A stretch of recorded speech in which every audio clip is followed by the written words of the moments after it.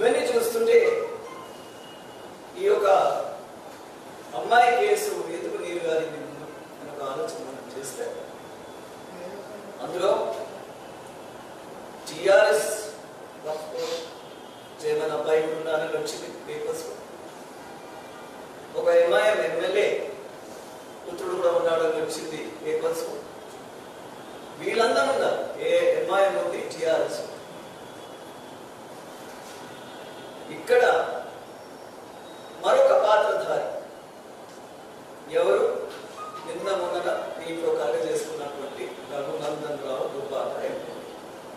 So ఈ Nexus మనకు బాగా కనిపిస్తుంది. టిఆర్ఎస్, ఎంఐఎం, బీజేపీ ఇదంతా ఒకటే కూటమిలాగా కనిపిస్తుంది. కుమ్మకై Raghunandan Rao is an advocate, Dubbaka MLA. ఆయనకు సడన్ గా పోలీస్ ఎవరెవరినో మేము కేసు చేస్తాం, ఒకడు అసలు పారిపోయినాడు, దుబాయ్కి పోయినాడు అన్నాడు. పోలీసులకు అంత తెలివి ఉందో లేదో కానీ వీళ్ళు వాళ్ళ చిప్స్ కూడా మార్చుకుని, సిమ్ కార్డులు మార్చుకుని, ఇంకెవరినో గోవాకు పంపించి వాళ్ళ పేర్ల మీద వీళ్ళు కర్ణాటక పోయి ఇవన్నీ నాటకాలు ఆడిన తర్వాత ఇప్పుడు ఒక్కొక్కరిని మేము పట్టుకుంటున్నామని చెప్పేసి డ్రామా. ఎందుకంటే ఇది ఒక రాష్ట్రంలోనే కాదు, ఇక నేషనల్ న్యూస్. ఎన్డీటీవీ లాంటి ఛానల్స్ కూడా దీని గురించి బాగా మాట్లాడుతున్నా. సో ఇప్పుడు మనకు కొత్త యాంగిల్ ఏంటంటే రఘునందన్ రావు వచ్చి ఎవరినో రక్షించాలని చెప్పి, అందులో ఎవరినో అక్యూజ్ ని రక్షించాలని ఆ అమ్మాయి మీద బండలు వేయడానికి, కేసును నీరు రాచడానికి, టు వీకెన్ ద కేస్. ఆ అమ్మాయి చరిత్ర మీద ఒక క్వశ్చన్ మార్క్ వేసినట్టుగా కన్సెన్షువల్ సెక్స్ అని చెప్పి పెట్టాడు.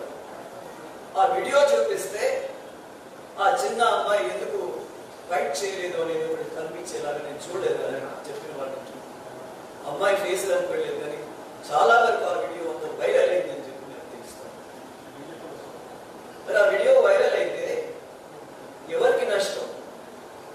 ఆ మహిళ, ఆ అమ్మాయి 16-17 ఏళ్ళ ఆ అమ్మాయి నష్టం. ఆమె జీవితం అంతా నాశనం అయిపోలేదు. వాళ్ళ కుటుంబానికి అసలే అమ్మాయికి ఇంత పెద్ద అగాధ్యం జరిగిపోయిందని వాళ్ళు మర్చిపోతా ఉంటే బాధలో వాళ్ళ జీవితాలు ఉంటే వాళ్ళ మీద ఇంకా రాళ్ళు కట్టినట్టుగా ఈ అడ్వకేట్ సహా వాళ్ళని పూర్తిగా నాశనం చేసినట్టుగా కుటుంబాన్ని తలెత్తుకొని తిరగలేక అసలు ఇక్కడ ఈ ప్రాంతంలో ఉండాలా లేదనే ఆలోచనలో పడేసి వాళ్ళకి చేసిన అంత ఒక అడ్వకేట్ అలా చేసిన క్వశ్చన్ చేస్తుంది. సో మనకి నెక్సస్ కనిపిస్తా ఉంది of BJP, TRS, now the MIM also. మనకు తెలిసిందే MIM is a friendly party to our government, TRS government. మరి ఇవన్నీ ఉండగా I'm bringing forward some legal, నేను ఎవరినో నేను కావాల్సిన నా పరంగా నేను వాళ్ళని అక్యూజ్ చేయడం లేదు. దీనికి కాపీస్ కావాలంటే మీకు ఇస్తాను. లీగల్ ఎక్స్పర్ట్స్ నుంచి నేను తెచ్చుకుంది ఏమంటే, supreme court has issued directions that no person could print, publish in print, electronic, social media the name of a victim, or even a remote manner, please note, even in a remote manner disclose any facts which could lead to the victim being identified, which would make her identity known to the public at large. ఇప్పుడు అమ్మాయి బతికే ఏమైపోయింది? Social మీడియాలో ఆమె పాత photos వచ్చేసాయి. ప్రపంచానికంతా అమ్మాయి ఎవరు అని తెలిసిపోయింది. మరి ఇలాంటి కండిషన్ ఎందుకు వచ్చింది?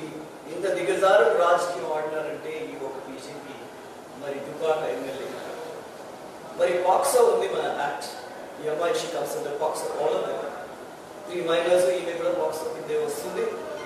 Section 23/2 the POCSO Act prohibits the disclosure of the identity of a child victim of sexual offences, name including the name, address, photograph, or any family details.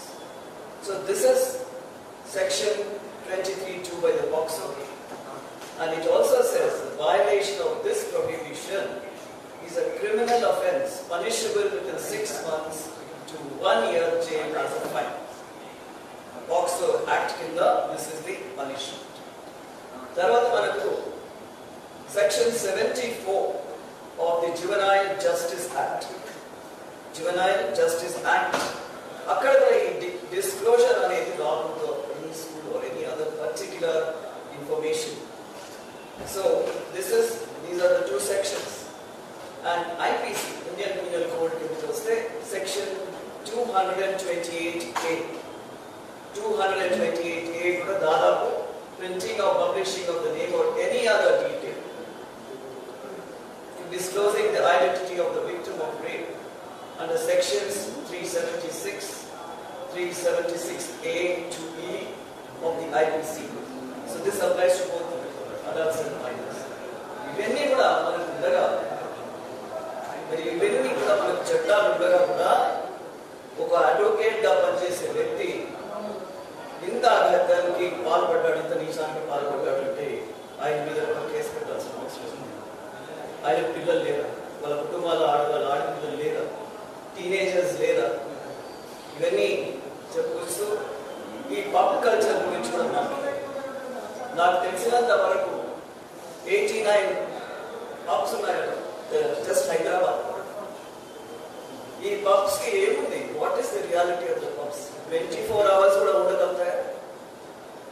మన రాడిసన్ పబ్ కానీ మింక్ అండ్ పుడింగ్ లో కానీ మరి వాటికంతా 24 hours permission.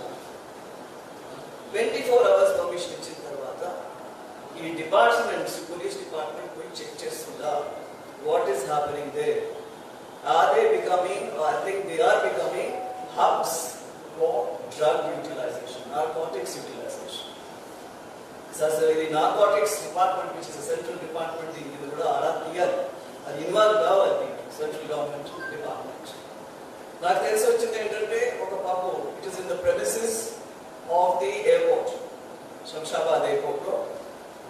ఆ airport లో ఉండి కూడా వాళ్ళు 24 hours సప్లై చేయాలంటే బోర్డింగ్ కార్డు ఉన్నటువంటి ప్రయాణికులకే వాళ్ళు ఏమైనా సప్లై చేయొచ్చు. పర్మిషన్. బట్ మన NSUI లీడర్స్ పోయి పట్టింది ఏంటంటే 14-year-old అబ్బాయికి కూడా బియర్ అమ్మినారు 3 గంటల రాత్రి పొద్దున 3 AM పట్టుబడ్డారు. So these pubs are not following any rules. వాళ్ళ రూల్స్ ఫాలో చేయటం లేదని మన ప్రభుత్వం ఏం చేస్తుంది? కన్సర్న్ డిపార్ట్మెంట్, హోమ్ మినిస్ట్రీ ఏం చేస్తున్నారు? హోమ్ మినిస్టర్ మనబడి కూడా ఉన్నారు అని అంటున్నాడు. అందుకనే పెద్ద పెద్ద వాళ్ళు ఉన్నారని ఈ కేసుని పక్కదో పట్టించే ప్రయత్నాలు జరుగుతూ ఉన్నాయి. మరి ఇవన్నీ చూస్తూ ఉంటే భయంకరంగా ఉంది ఆడపిల్లల జీవితం. మన ఈ ఒక తెలంగాణ ఇంత తొందరగా, ఇంత షార్ట్ పీరియడ్ లో 8 సంవత్సరాల్లోనే ఇలాంటి వాటికి Telangana, Hyderabad is becoming noted and known for its pub culture and its drug culture. Punjab అనేది ఉడతా పంజాబ్ అని వినేవాడు, కానీ ఇక్కడ కూడా ఉడతా హైదరాబాద్ కూడా. ఉడతా అంటే ఉడతా కాదు, ఎగిరే. ఓకే, ఈ పబ్ పేరు కూడా ఏంటి? అమ్నీషియా. అమ్నీషియా అంటే తెలుగులో forgetting something is not amnesia. అంటే మతిమరుపు ఉన్నాయి అంటే మిమ్మల్ని మతిమరుపులో స్టేజ్ లోకి తీసుకెళ్లే డ్రింక్స్ ఇచ్చే, డ్రగ్స్ ఇచ్చే పబ్ అనమాట. అదే చెప్పుకుంటుంది. That itself is also telling that I take you into amnesia. మళ్ళీ మర్చిపోతాం. ఇలాంటి దానికి మరి స్కూల్, కాలేజ్, ఇంటర్నేషనల్ స్కూల్స్ అని వస్తున్నాయి చాలా. ఈ ఇంటర్నేషనల్ స్కూల్స్ లో వాళ్ళు ఎలా వీళ్ళ పిల్లలందరికీ అక్కడ పార్టీ ఇస్తారు? How did the international school also? ఆ స్కూల్ మీద కూడా we have to take action against the school. Pappani ఇంతవరకు క్లోజ్ చేయలేదు. Pappuni, which has allowed so many minors, he has never not taken any action against that problem. So ఇవంతా చూస్తుంటే government చాలా light గా తీసుకుంటుంది. ఆ పిల్లల జీవితం ఇలాంటి ఎంతమంది పిల్లల జీవితం పాడైపోతుందో మనకి తెలియదు. తాగితే తప్ప తాగేవాడు ఉన్నాడు, పెద్ద పెద్ద వాళ్ళంతా, హై క్లాస్ వాళ్ళంతా పబ్లకు వెళ్ళే వాళ్ళు ఉన్నారు, లేకపోతే గాంజా తీసుకునే వాళ్ళు ఉన్నారు. హాయ్ ఫ్రెండ్స్, మా టుడే టుమారో యూట్యూబ్ ఛానల్ చూస్తున్నందుకు చాలా థ్యాంక్స్. మరిన్ని లేటెస్ట్ వీడియోస్ కోసం వెంటనే సబ్స్క్రైబ్ చేయండి. అలాగే ఈ బెల్ ని కూడా రింగ్ చేసేయండి. మా నోటిఫికేషన్స్ అన్ని మీ మొబైల్లో వస్తాయి. అలాగే మా వీడియోస్ మీకు నచ్చితే లైక్ చేయండి, షేర్ చేయండి, నచ్చకపోతే కామెంట్ చేయండి.